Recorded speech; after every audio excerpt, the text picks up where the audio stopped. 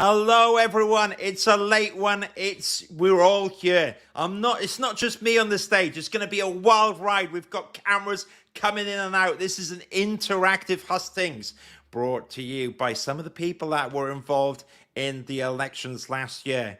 So I'm on the stage. There's a few other names joining me as well, and we're going to work through it all together. But if you saw one of the posts that I posted last week, you might have been aware of the call to action for the Just Transition Lobby. Now, many of you might be thinking what that is, and that would be a good question. But I will go through it. And also I have the lovely Mariam above me, who is part of the RIBA now. How are you, Mariam? Are you okay? Hi, Stephen. Us tag teaming again. So my name is Mariam. I'm the RIBA student representative. So whoever's going to be elected is going to be my partner in crime, and we'll see who's going to be joining me this time. That's right. That's right. Exactly. I'm just going to add Ninpin to the stage here. Well, yeah, don't worry. We'll introduce everyone in a second. But what is the Just Transition Lobby? So I'm going to read out the words really, really quickly of what it's all about. And so we're back again and proud to announce the launch of the Just Transition Lobby, an informal network of individuals and organizations coming together for the specific purpose to lobby an urgent change in the built environment. Primarily aiming to shift the internal balance of power in the professional institutes. And in this case, I think we're looking at the RIBA.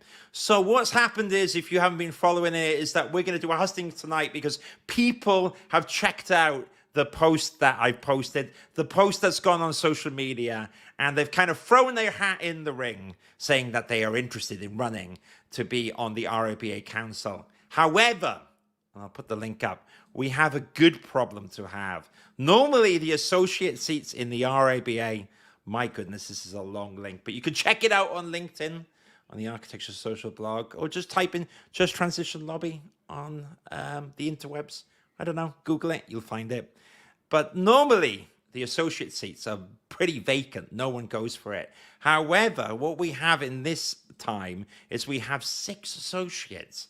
And the associate in the RIBA actually means a part 2, basically. Someone going towards their part 3 or someone that is part 2 qualified, like me.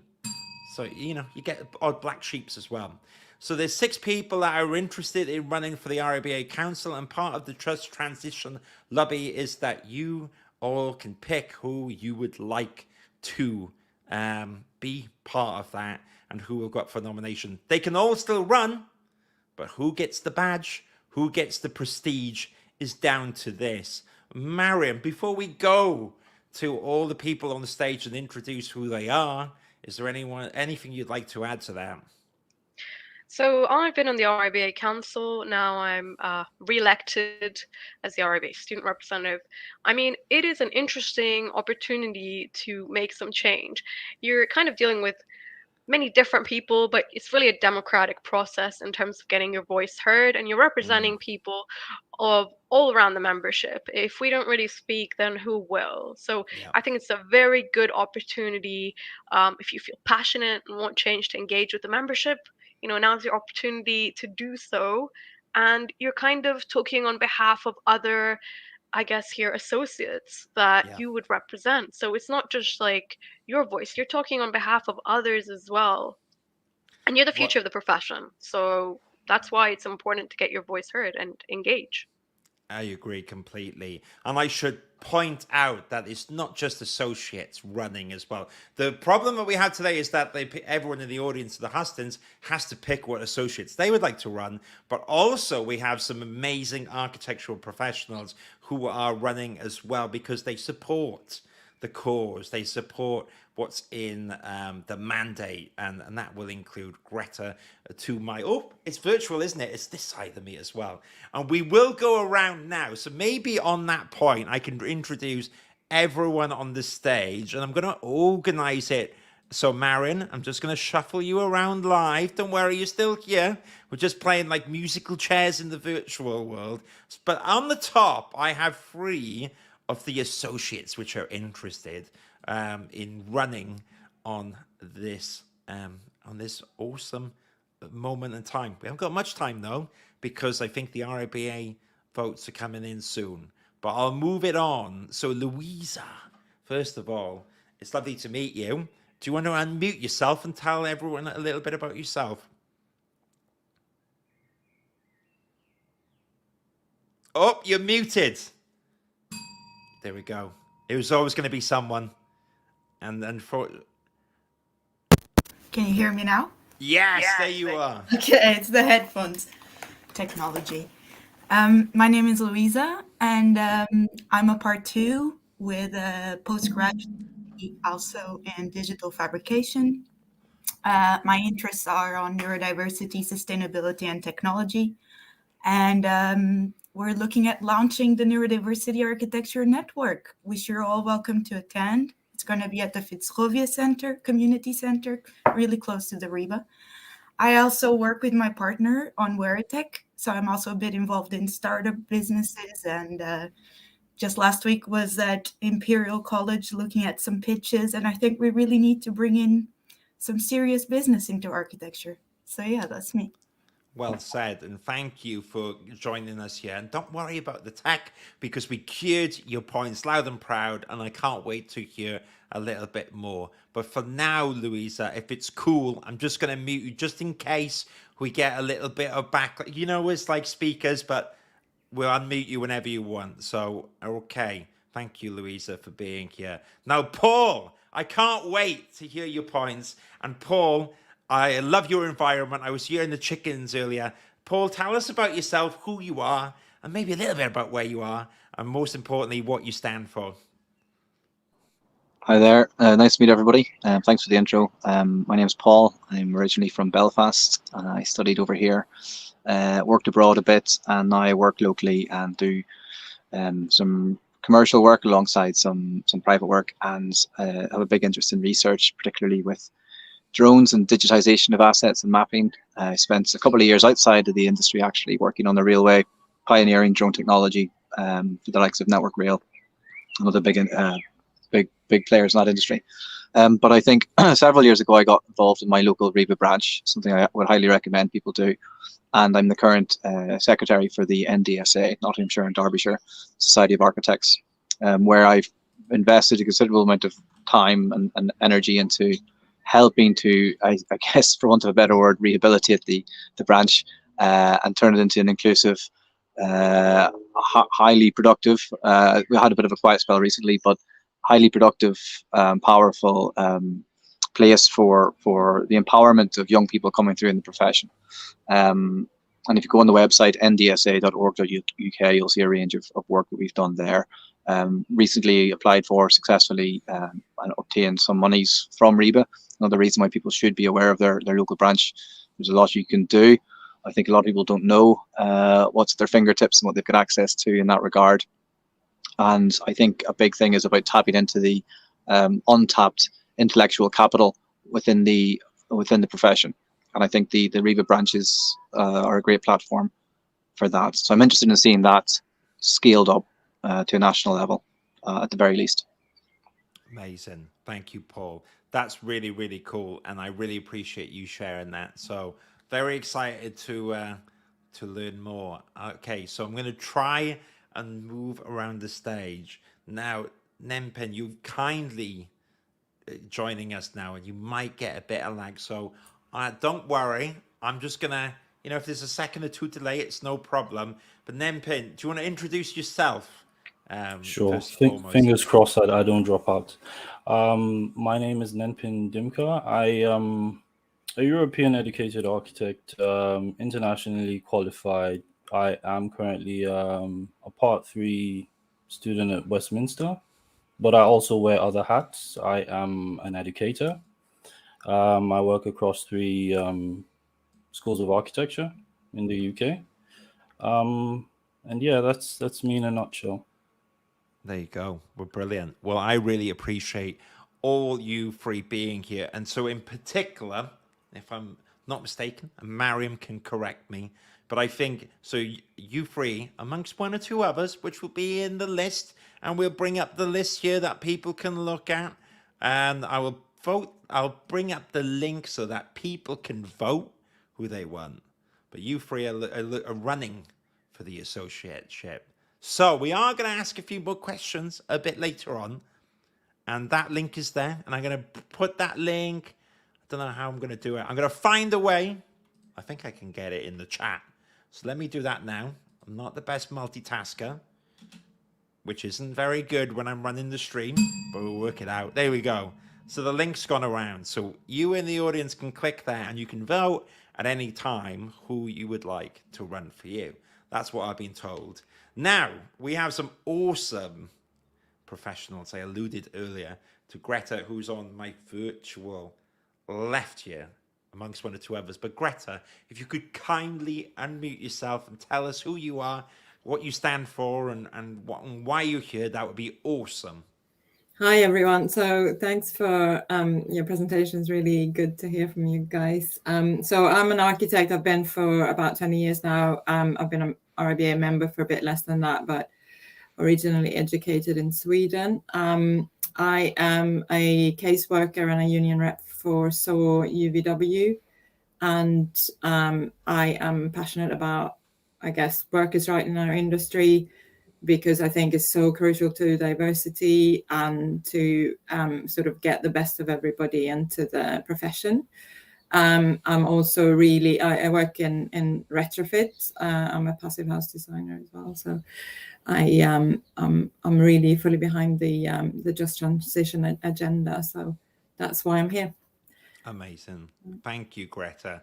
That is brilliant. So I think that's really useful. So we have Maria here in the background who's kind of turned up, but Maria is supporting us from the sideline. I think Maria is part of, remind me, I think, Maria, tell us briefly about yourself. I know you're not running, but now that you're here, I'm going to drag you into it virtually. That's fine. Thanks, Stephen. Well, I'm here in support of Greta, actually, whom I've worked together with. I'm doing my master's in architecture at CAT. I did my undergrad at Greenwich and worked over a couple of years in practice. So now I'm very keen on everything that Greta has just mentioned, plus a lot of looking into education. So I'm really interested in what happens next and supporting the people who try to make the right transition. Very, very cool. Perfect. And there is a method to this madness, and there is a bit of madness here, because I can see a gentleman trying to join the stream. So I'm going to risk and double check that Seneca is connected. I'm going to bring him to the stage, and Nenpin's back as well. So hang on. I'm going to bring everyone back. Seneca, how are you, sir? Have you gate crashing our affair to this evening? Are you coming to say hello? Do you want to unmute yourself and tell everyone what you do? Or are you just going to hide in the background? Have I just brought you on stage while you're sitting on your sofa? He is confused, dazed and confused. Off you go. But Seneca's part of UVW SOAR and represents a lot of the good stuff in architecture. Sorry, I think I caught him out on the couch and blasted him on LinkedIn while on the broadcast. That is the danger of coming into the green room. But anyways, Mariam, you're the professional counterpart of me. If I was chaos, you are order, and you can bring some order to this court, and we can carry on with quote unquote hustings. So I guess there is an opportunity for people in the audience to ask their own questions as well. We had one or two comments coming in with emojis. People are excited and commenting like, let's do this again next year and change the RIBA and so on and so forth. But Mariam, was there one or two questions that we should ask the people here that you had before, Blue Peter style, prepared? Definitely. I mean, I guess my first question is, why are you running? So what is driving you to run? Ooh, should we pick someone at random? Louisa, you've actually got your connection here. People are connecting in and out. So can I put the spotlight on yourself, and can you tell us why you want to run? Oh, I'm going to unmute you first. Sorry. All right. Yeah. There you go. So I'm running because I want to see real change for neurodivergence. That is people with hidden disabilities.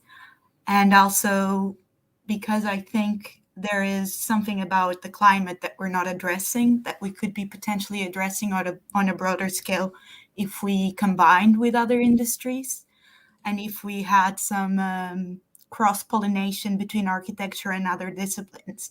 So I think my experience is more at an educational level, and even though I have professional experience as well, but I'm very interested in education and in raising awareness about neurodiversity, sustainability, and technology, and how these connect to each other. So that's why I'm running, is like my core beliefs, I think. Yeah. Very cool. Thank you for that. Now I'm going to take a risk, Paul.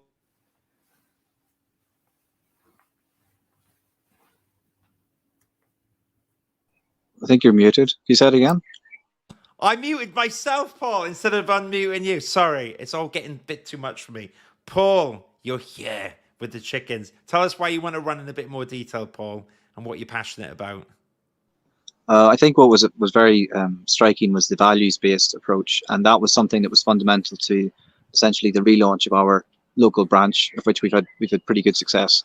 We've brought in a lot of new people, a lot of marginalized and underrepresented individuals and groups have come to the fore, and they've really taken up the opportunity to engage with the branch activities. I think that what I think a lot of us believe is that what's needed is reform, and you know, to get that, it's not going to be a top-down type of reform that's needed. It's a bottom-up approach. And how do you achieve that? I think that rolling out a nationwide blueprint for branch engagement, stitching together the branches nationally, but also working regionally and locally, and drawing out the intellectual capital, which is essentially disregarded, discounted, and misplaced within our profession, is one way to achieve that. So I think in a nutshell, that's why I would run, is because I believe that I've developed sufficient experience working alongside RIBA, within RIBA, and working within the communities and educational institutions to see where the opportunities are, and to go out there and empower people to adopt a position of leadership and engagement. Lovely. Thank you, Paul. So I'm going to throw that question. Well, we can do everyone actually as well, isn't it? But Nenpin, are you... Unmute yourself if you're here, kind sir. Yeah, I'm here. Yes, brilliant. So in your words, why are you running? Why have you thrown your hat forward, Nenpin? Well, I am putting myself forward first off because I thought the associate seat should not be vacant. I thought it was a missed opportunity for those seats to go empty, especially in this time where there's you know, we've got the first worker precedent. We're looking at educational reforms. So I felt, you know, put myself forward, but more so, I feel like I've got a contribution in terms of the fact that I like to describe myself as an oddball, because I'm spread across pretty much every stage of architecture in some capacity currently. So as an educator, I work actively across 3 architectural schools in the UK. So I not only tutor and mentor across level 4, level 5, level 6, and to some extent part 2s, but as well I am an associate in the eyes of the RIBA. So I finished my part 2 in 2012.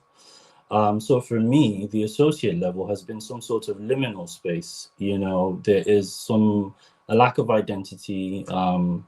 It's a transition space, you know, so you often find foreign educated and foreign qualified architects who exist in that space, and I happen to also fit those shoes. But as well, I'm also a part 3 student, so I know what it means to be on that stage as well. So that's why I say I feel like I exist on every level of architectural education. I also work as a architectural designer, and experience the difficulties with sort of the jobs, the wages, the psychological challenges of being part of architecture in the UK. So that all put together for me is, I like to describe that as representation. I've actively sought out avenues to not only bring forward a voice, whether it's at local level. I'm in the Midlands. I have played a part as part of the Birmingham Architects Association, and as an educator, I know what the issues are with sustainability, embedding that into education, teaching the students. I feel like there's a chance for the architect to rediscover his values with embedding sustainability, but in education. But right now, it's more of a bolt-on course, as opposed to sort of being at the heart of things. So students are left, having to figure things out on their own, aside the pressures that they face. And worst off, I think, is how they demonstrate that as value when it comes to the being employable. So there are gray areas there, lots of gray areas. But I would say my two key points, which I believe resonates with sort of the agenda of the just transition, is around sustainability and climate action, particularly as it regards to education. And then EDIA, mainly because I feel we can't start that discussion without representation. And I happen to represent quite a few sort of views as part of my lived experience. Okay, very cool, very thorough. Thank you so much. And I'm glad you brought that to attention, just before we move on to Greta, because there's a question in the audience for you.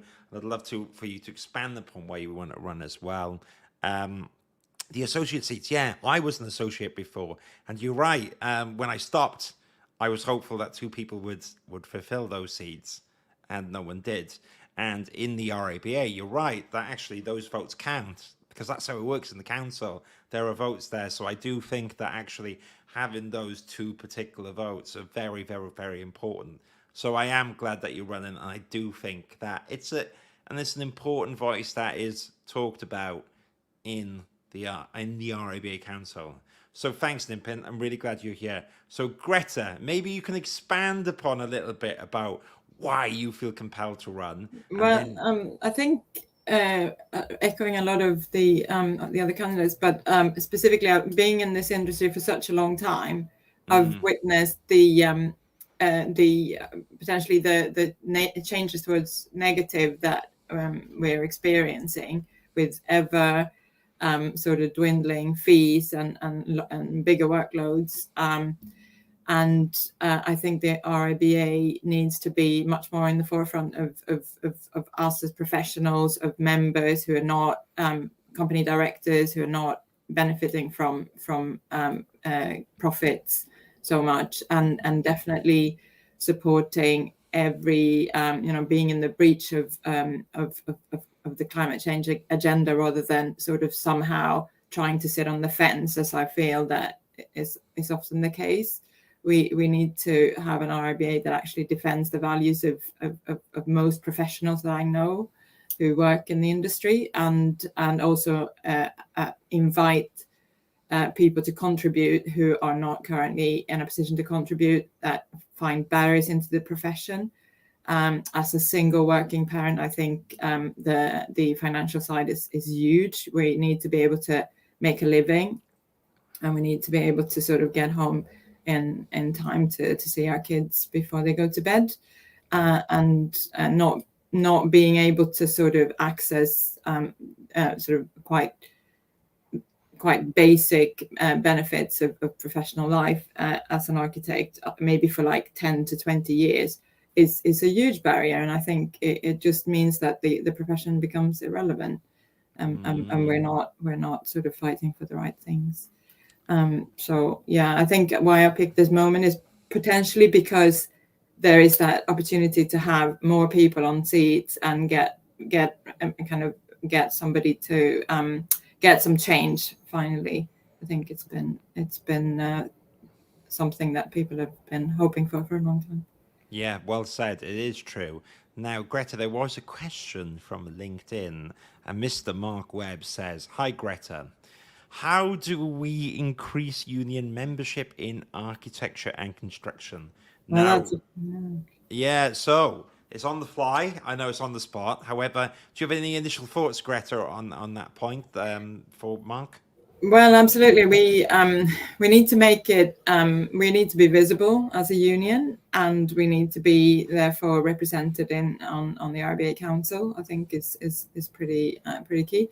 But also we need to sort of be a voice that is heard in media, perhaps, and also what I'm doing quite a lot, almost like on a weekly basis, is kind of grassroots work where we're talking to members who are struggling, who are going through experiences at work.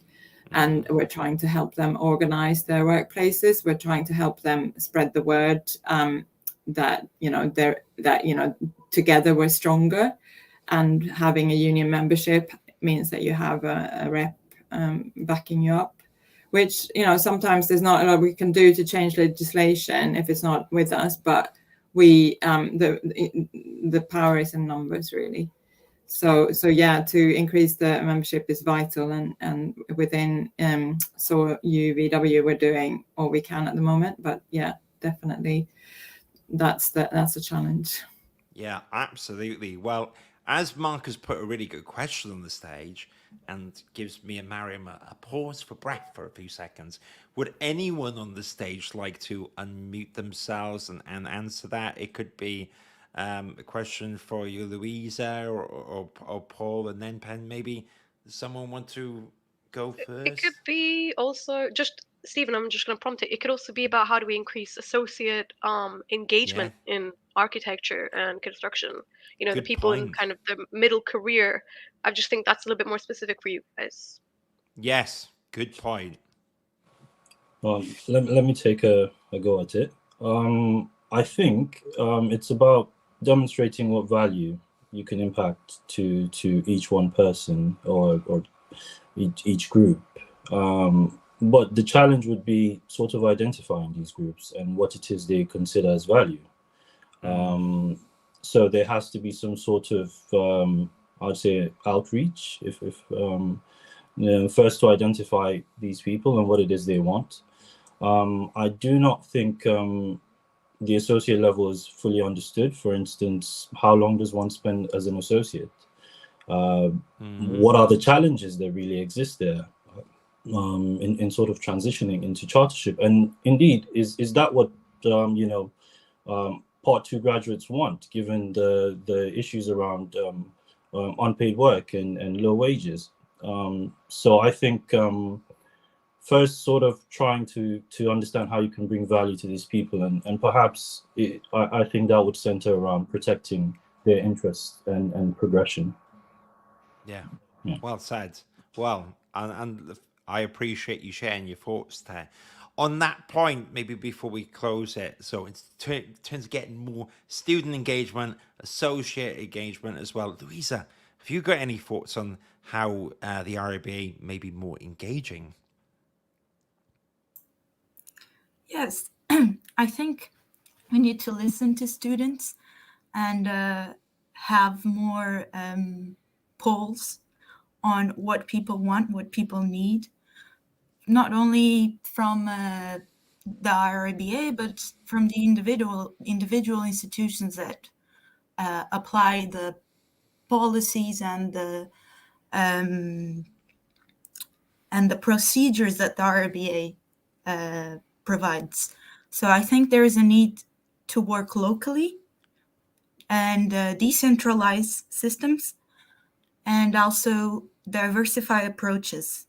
So by that I mean to accommodate to people with different intersectionalities and different needs. I think the key to lead into this is really inclusion and accessibility. And eventually we will evolve into something that people are happy with and into more representation. But if we don't provide the means for people to talk and to share their opinions and their views, it's not going anywhere. So I think that's why I'm so keen on neurodiversity and so keen on accessibility and inclusion. It's because we really need to address this part of the. It's a first step. So yeah, if you look at them, I really like the 1, 2, 3 points, because for me they sort of go backwards. You have to start with the third, and then the second, and then the first point of the Just Transition lobby. So yeah. Brilliant. Thank you so much. And I can feel your passion. And I do agree. Neurodiversity is very, very, very important. Now I can see Paul walking around in the Garden of Eden there. Just checking if, Paul, you're still with us. How are you, sir? Can you speak? Can you hear me? Yes. Oh, I'm getting the tranquil. I think I've got to do it in the garden as well. I'll get a big Ethernet out and go outside. I'm feeling more tranquil. Oh, I'm banging all my stuff here. Paul, we were just talking about how we could increase associate members, student members, and you know, architects engaged with the RIBA, increase union membership, and so on and so forth. Do you have any? Do you have a spin on that you'd like to add in terms of what you think? Yeah, I mean, one thing we've had great success with is exactly that. Again, at our local branch, we find that there's a lot of people out there that are really interested in engaging, but they're simply put off. And they're put off for a whole range of reasons that, you know, I'm not going to start listing them now, but we all know, you know, the nature of the beast. And I think what's important from the outset, prior to approaching, is to lay down, essentially, for want of a better expression, a set of ground rules, or as you've already put it in your documentation, the values and principles. Because what that does is that sets the tone, and that essentially says this is what we're about, this is what we're going to get behind, this is what's important to us. And then those that resonates with will naturally emerge. They will come out and they will step forward with a degree of confidence in them, and that will empower people. Simply that as your starting point will actually have an effect. So I think you would start there, and then what you do is you have to lay out and lead. You've got to demonstrate this is what you can do, this is where you can be effective, this is where we've had results, here's where we've struggled to make progress or headway, but this is what we've learned along the way. And once you've done that, then you essentially have to step back and let people roll their sleeves up and get stuck in, because that's what you need. You need people becoming leaders, becoming empowered to become leaders, to lead. And I think that's largely prohibited by the structures, the pre-existing structures that are there in the profession. So it's breaking through that through a sort of a simple process. Very cool. Thank you, Paul. And I'm amazed at your 5G, which is surviving in the garden. You know, if I was back in Wales, there was no chance this would work, but I managed to get everything loud and clear. So thank you very much. Perfect. Okay. So we're now at like the 30-minute mark, everyone. So maybe we can do I'll do a quick recap for a second. I'm going to point to one or two things, and then maybe we can just break it out with one or two questions. But a bit like X Factor now, I need to look into the camera, and I need to tell everyone where they can vote if they want to participate in today. So there is a vote here, and Mariam, I think I've got the right link up. I believe so. If you can double check and be the brains while I be it is Stephen confirming. Confirmation complete, exactly. So now scrolling on the bottom, a bit like X Factor, you can vote for your favorite person and they will go round to the final round. Is it A, is it B, is it C? But this is purely for the associates because we have a unique situation where a lot of awesome associates like Ninpin, like Louisa, like Paul in the Garden of Eden are running for it. And you can pick the top two that you'd like to run. But they can all run. But who gets the badge? Then, you know, and who's going to be put on social media? That comes down to you. And I'm going to bring up the link. It's really, really easy. When you click it, it will go through. Oh, my goodness. I should have it up ready, shouldn't I? Let me 1 second. Let me get that ready. So it will look like this. And that's it. You just pick who you want. It's been updated. But the 3 that were here was 7. But if you want, yeah, you did make it. So now it's 3. The top 3. One of them can't be there, unfortunately. Such is life. So you pick who you want, and that's on the link, and then they will get through. Now, I'm going to bring up here before I forget. Let's see if it pops up. Here are the 3 criteria that we were talking about earlier. Now, I'm not expecting you to get a binocular and to get all the points up, but just a quick recap. The 3 founding principles was number 1, that the RIBA must leverage its position and resources towards radical climate action in and beyond the built environment. We've only got one planet, and hey, we need to do more, right? Otherwise, goodness knows what's happening. Paul's garden and the beautiful chickens ain't going to have much grass to go around any longer. Now, point number 2, the RIBA must endeavor to advance the material and cultural conditions of architectural workers. We've made a lot of stride talking about the long hours. Is this an equal environment? Are there unconscious biases? Remember the gender pay gap. We've made some waves, but are we going the full way? Are we really looking at the environment and thinking, is this an environment I want to be working and be proud of? This isn't the fountain pen. Do we want people dying at desks to get the model overnight? I don't think so. But we need to hear people's thoughts on that. Are we okay where we are? Or is there a lot more way we can go? And maybe we can talk about that in a little bit. And the last point that's on here is number 3, which is the RIBA must incorporate equity, diversity, and inclusion, and accessibility, very good point, as foundational values in all aspects of their work. You may have heard the old joke before that architecture is an old white boys club. I've heard that. Is that true? Is there a long way to go? Is it really an equal environment? You tell me.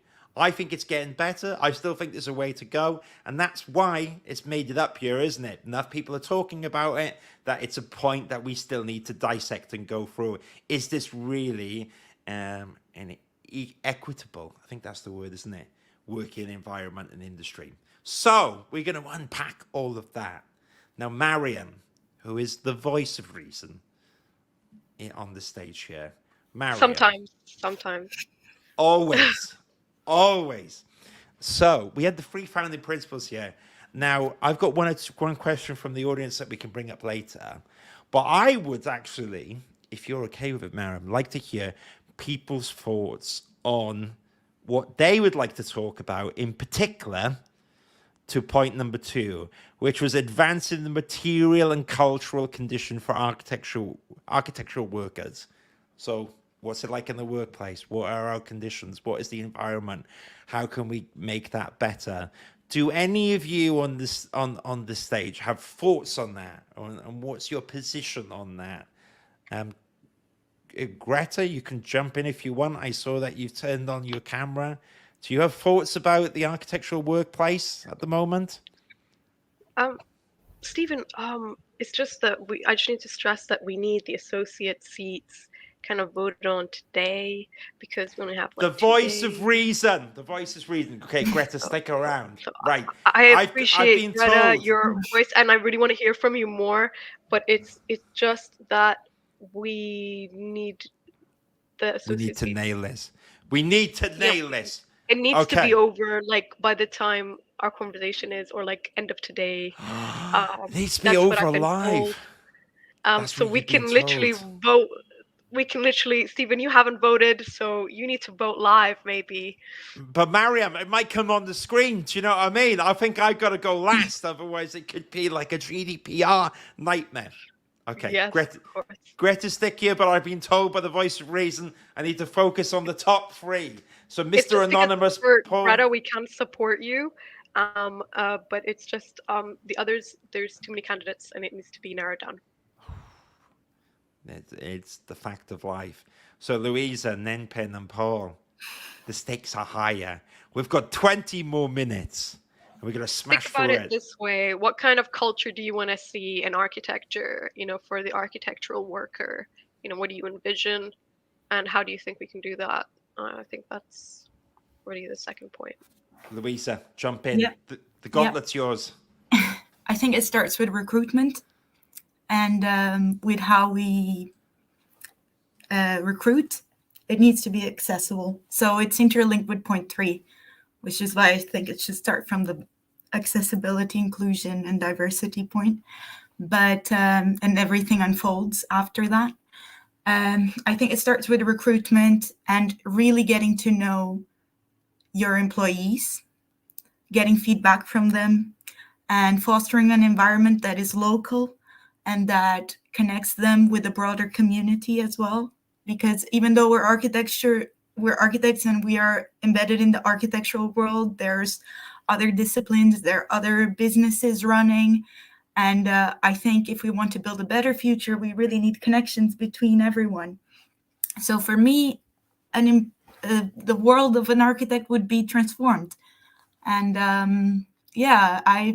I've been familiarizing with startup culture, and I really like that because it's led by innovation. And I think we need a little bit of that in architecture as well. And but for me, it starts with recruitment, accessibility, diversity, and equity. Yeah. Recruitment. Wow, you are trying to win my vote over, isn't it? That's the world I know. Ninpin, what is your positions on the same question? How do we change the workplace and culture in architecture? Right. The workplace and culture has got lots of issues as is, which we all know of. But I take a view where we should consider who the architectural worker would be, and they are currently being turned out, and they are the students. So coming into that workplace, what would I want for it to be? I'll piggyback on Luis's point on accessibility. The workplace has got to be more diverse. It's good we're moving towards an outcome-based sort of framework where you are valued for what you know as opposed to where you are educated. But I believe the voice of the students in the grassroots movements have really brought an awakening. And I would like to see that sort of rise through to the architectural worker scene, so to speak. And frankly, what is the root cause of this overworked pay, underpaid work, and why is it? Is the architect just terrible at business, or is it that business skills need to be more embedded and more center? Because if architecture can be viewed to be profitable at some levels, then why doesn't it trickle down?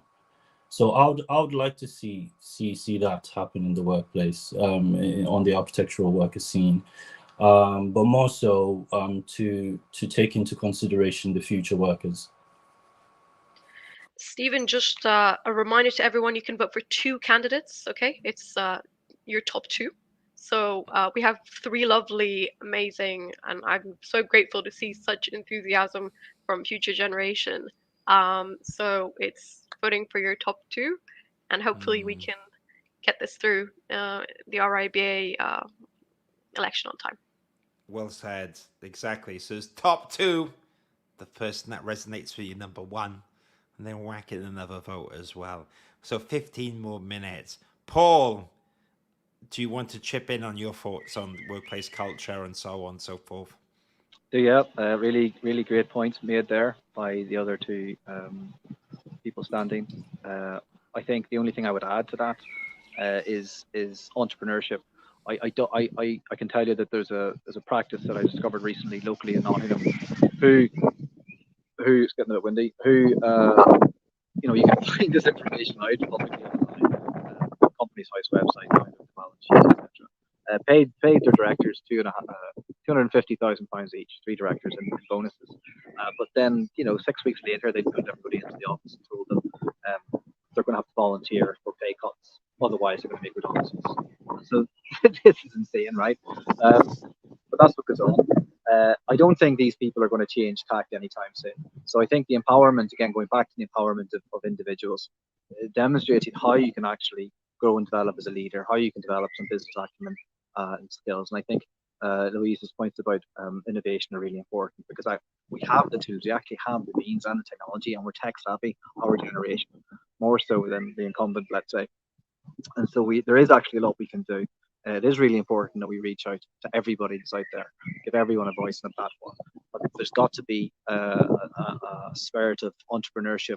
I believe we don't need these bloated practices. We don't need to be working and live and toiling under people who have made it in life, who received maybe a house from their parents, or which is great. Well done to them. But that's not how it is for the majority of us. And so why should we have to slog away endlessly? And then there's people that don't even get the opportunity to slog away endlessly, who would give their right arm to slog away endlessly because they're excluded. So the empowerment, again, the entrepreneurship, I believe we need a new wave of leaders of practices who have the priorities right, who are not there to serve developers, but actually consider the footprints and the traces they leave on the planet.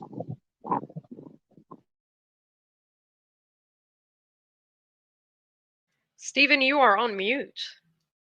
Oh, do you know what? It's just that time in the evening, isn't it? I'm saying that Paul is fighting the weather. He's fighting talk. I'm loving it. And now I've just got to fight the mute button, if that makes sense, Moving on. So, we've got 13 minutes left. Mariam, we have one question from the audience. However, because you got an overarching view of this evening, is there a poignant question that we think we should cover before we start winding down?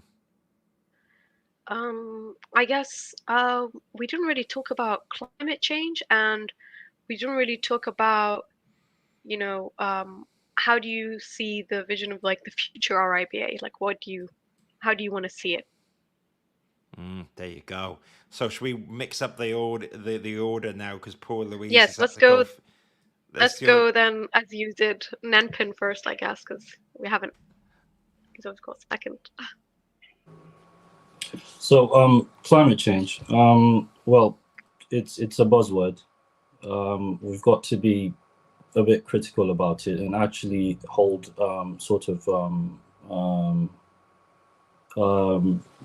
the right people accountable for pushing the right narrative. So architectural practices, charter practices have got a role to play in that. And, there's an ethical dimension to that as well. But as chartered architects, there should be an avoidance of greenwashing the whole narrative. In terms of the general architectural worker scene, set skills need to be established and valued. So what I've not largely observed is people advance towards, literacy in their own dimension. So it's not it's diverse in its way, and there isn't a direct value for that as part of the work, the jobs that are available. On the student level, there is a need to create that literacy and embed it actually into the degrees, as opposed to having it like an add-on, because it is a critical issue, and we're not doing enough to educate the students, and the greenwashing sort of rubs off, and the understanding it's not clear. So in my as part of my day-to-day, I experience that gap in knowledge for the students, and a lack of understanding of where that value would be added to them in the workplace. So I think overall climate change needs to be addressed by everyone, but we need to be clear and set about what these where we can influence these changes, because the architect sits at a very central role in this, and I believe it's a big opportunity to re-demonstrate our value to society, which in my opinion we sort of have lost. So yeah. Great, thank you, Nenpin. Really appreciate you sharing that. So Paul, are you with us, sir? Let's see. Might have gone. Stephen, just plug in the poll again, just for our viewers to remember to vote. We're nearly done. And we are going to be drawing to a close soon, I think. But just want to hear from everybody else. And please do cast your votes. It's very critical and important. And I just want to say also there's the RIBA Future Architects regional reps. So if you could not, you want to volunteer your time and join the RIBA and be a interesting kind of like spokesperson, there is that route as well. And I was just going to say, I'm just in awe of all these amazing candidates. So Paul, on to you. Thank you. Yeah, I guess similarly, once again, the other two good responses. I think that practically what we can do is shift the priority focus. So you have every year, of course, one of the biggest events in the RIBA calendar is the President's Medals. Absolutely outstanding work, phenomenal efforts, but can we stand up and say this is the most important thing our profession has to offer? And I think it's hard to say, yes, it is. This is the most important thing that we should be celebrating every year on year. So what can we do instead of that? Well, I think we can turn the spotlight onto projects that are exemplar, where architects are going the extra mile to give further consideration to being considerate designers and treading lightly. And then in addition to that, a toolkit, because we have this long education, but we all know it's too long and it doesn't give us enough of what we need. And RIBA is well placed to provide any kind of a toolkit it so chooses. There's great resources to tap into, to extract, and I think pulling together even basic things like what is an alternative to plasterboard, what is an alternative to this steel frame building. And hopefully what we'll see is, rather than RIBA Journal and other publications promoting the standard glass and steel buildings, we will see then greater exposure on building methodologies that are important, we should be pursuing. That will cascade down across the profession, and it will influence people. Students coming through today want to know about the sustainable technologies because all they've been exposed to growing up is this impending doom, and yet I don't think the profession is doing enough to actually front up to that. So there's some of the practical things that we could do. But I think giving the platform to people that are leading by example is an easy win. It's an easy starting place. There you go. Thank you so much, Paul. Last but certainly not least, Louisa, would you like to share your thoughts? So I'm going to geek out a little bit on microplastics and also the blue washing, because the majority of the planet is water. And as architects, I think we need to take a step forward and start engaging with that side of the planet and not restrict ourselves to land. And for me personally, I think microplastics is a huge problem because it's enormous health issues. And I think that's one of the most important problems to target. And then also, of course, CO2 emissions. Addressing the greenwashing is obviously a very good point from Nempin. And I think the greenwash needs to be addressed. The blue wash needs to be addressed, but innovation needs to take place, and we need to start to really push creativity on how to target these issues. I mean, we have a lot of other problems, but like you said, we need to shine the spotlight on this problem. Like Paul said, where are our priorities? We need to rethink those as well, and think about what we put out there, whether the information is the right information, and how we're teaching people in schools is really important. So for me, it starts with education, and CPDs should be also about retrofitting and greenwashing, blue washing. And I think architects have the possibility to think outside buildings. It's not just about buildings, it's about finding solutions. Architects as problem solvers has an enormous potential.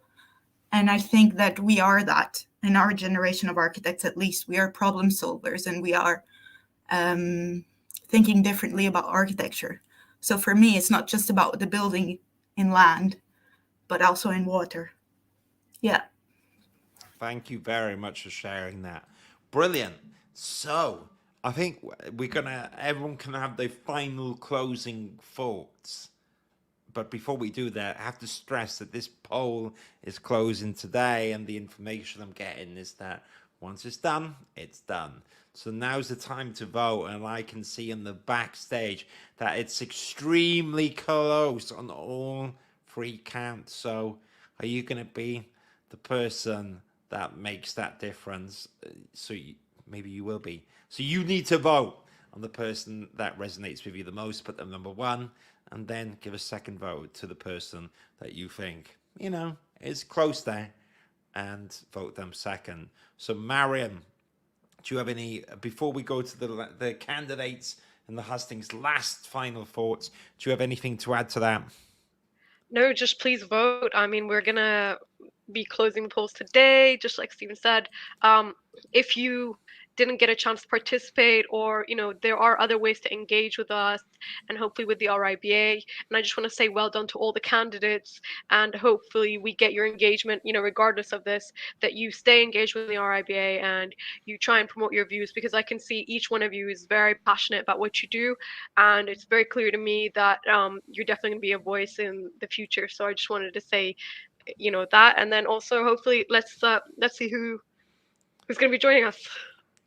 Brilliant. So I'm going to shuffle the stage one last time. So this is the final thoughts, the elevator pitch, the 60 seconds, no longer. I won't cut you off, but try to keep it 60 seconds. So Paul, in a nutshell, for anyone forgettable, anyone that doesn't have a long attention span, why should they vote for you? I believe that I've developed a good practical grassroots initiative here locally, and I feel that can be replicated and distributed across the UK to empower individuals to get involved with their local branch and help contribute to the grassroots-based bottom-up reform rather than a wholly top-down led organisation. Well said. That was concise, Paul. I'm impressed. Great. Thank you so much, Paul. You're an absolute legend. Stay on the stage, though. Right. Louisa, your final thoughts. I think the most important thing is to vote and to get connected and to really start making a difference. You can vote for me if you think I'm aligned with what you believe in, but I think both candidates are tremendously great, and we all have different experiences, but we're all in this together. So I'm sure that whoever wins will make a great associate representative. Oh, isn't that Thank sweet you. and true? Thank you, Louisa. And I think I'm just getting prompts that we might be announcing who wins. So we need everyone to vote this second. After Nenpen finishes, make sure you voted. We'll wait like 5 minutes. Stephen, there's a need for everyone to announce it on the video, on the live, which is quite intense. We've never done this before. It's like X Factor, the countdown. I don't actually have sound effects, but we'll do a drum roll or something. So one quick thing before Nenpin. Mark says on LinkedIn, how do I access the voting link? Now, unfortunately, Mark, I can't send you that link on LinkedIn because of the way they've designed LinkedIn. So you have to either manually type it, or if you want to make your life easier, I have put the comment on the Architecture Social YouTube. So if you go there, you go in the chat because you can see the replay.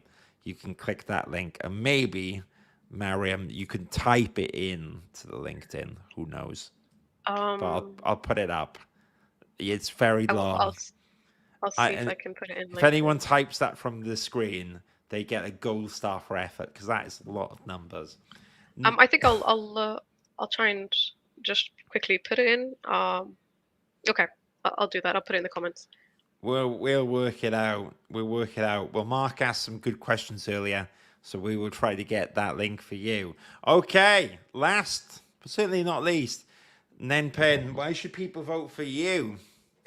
Well, I think the unique thing about, and the strength to my contribution lies in representation. So I represent not just the students which I tutor. I represent foreign educated architects, which I am. I represent a UK student, which I am. I represent an architectural designer, which I am. So I think the strength of my contributions is in representation, and I believe representation is the starting point for equality, diversity, and inclusion, and accessibility. That, as well as the fact that we're about to experience an educational reform for architecture, and my contributions has led me to being a member of the education committee, and I want to at the RIBA, and I want to further extend those contributions at council. Well said. There we go. So on that note, the vote will cancel in maybe 30 seconds. So I think we can reveal in 1 minute. I'll give it 1 more minute. We'll give it 1 more minute. The top 2 winners.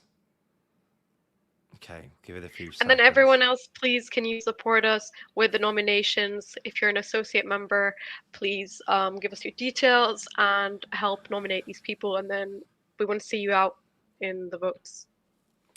Yeah. By the way, it doesn't stop you just to be devil's advocate. You can totally run for associates without this lobby. So just, I mean, if you didn't like the results of this, by all means, you can run as long as you have your nominations and run, you know, it's okay. Yeah, I agree. So I've refreshed, and if these results are slightly wrong, I don't think they are, but if they are, because I know who will shout at me, Simeon, you're not here, you're traveling on a train, so let me be. I'm going to wing it, and I'm going to announce the award. So in the lead, you're all lovely, but with the most votes was Nenpin. So Nenpin, we would like you to represent us. Woo! And then extremely close, and kept changing in the background. So both of you should run, but one can only go on there. Is Mariam, I want you to double check I'm right here. Snagged it at the last pip with the chickens was Paul at the last minute. Yeah. Well done, Paul. What I see as well. Louisa, So I just want to say, but by a vote. So I kind of think you should run as a renegade, my opinion, especially with your neurodiversity. Why not? I like the idea of the neurodiversity. You know, more people need to talk about that. So yeah. And I'm gonna say by a vote, okay? And it was by the cool people that tuned in, and you're all cool. And listen, I'm looking at you. Thank you so much. However, Louisa was by a little fraction. So, you know, it just shows that it's going to be tight. And I think it's going to be very tight when any or all of you run and all votes matter. So this is just a start, but let's get the conversation going, because that's the most important thing. I think last year people didn't think change was possible, and it really was. So I'm so excited that there's going to be at least 2 associates which are going to be on the council. That's 2 more votes, and by a process of 3 of you running today, we guarantee that. So massive congrats. Thank you for all of you on the stage. Greta, before everyone that's turned up, for participating, and Mariam as well for helping me through this, because, you know, there's a lot going on and I can't do it all, you know. So Mariam, I really appreciate you being here. So thank you, Mariam. But Paul, legend, and the chickens, legend. Louisa, love the neurodiversity. I want to see you go anyways. And Ninpen, you know, thank you for changing over your tech midway, persevering and overcoming all odds. But I think that's it. So I'm just going to quickly, before we last go, bring up again the three founding principles. And I think everyone should have a little think about what's important to you. They're all important, but we have encountered this because we live in the world, we work in office environments, and we've all experienced at some point, you know, maybe predisposition to being maybe not included, or maybe being in environments which, looking back, weren't that diverse. You know what I mean. We've got a long way to go. So let's talk about these principles and let's all vote. And associates, one quick tip while you're here. You've got to get up 7 people, 7 associates to give their contact details, and I will give you mine. But you can also get chartered architects. I did that 3 years ago. So get going now and try to get 10, because if someone doesn't reply to their emails, then I wouldn't want you all not to be counted. But I hope we will be emailing you tomorrow. So just make sure that you check your emails. Cool. Okay. I'm going to end that live stream. Thank you all for being here. I really appreciate it. But stay on the stage, Paul, Louisa, and Nimpen. I'm going to end the live stream now, and Mariam. And you in the audience, we will see you beautiful people soon. Take care. Okay. Bye-bye now.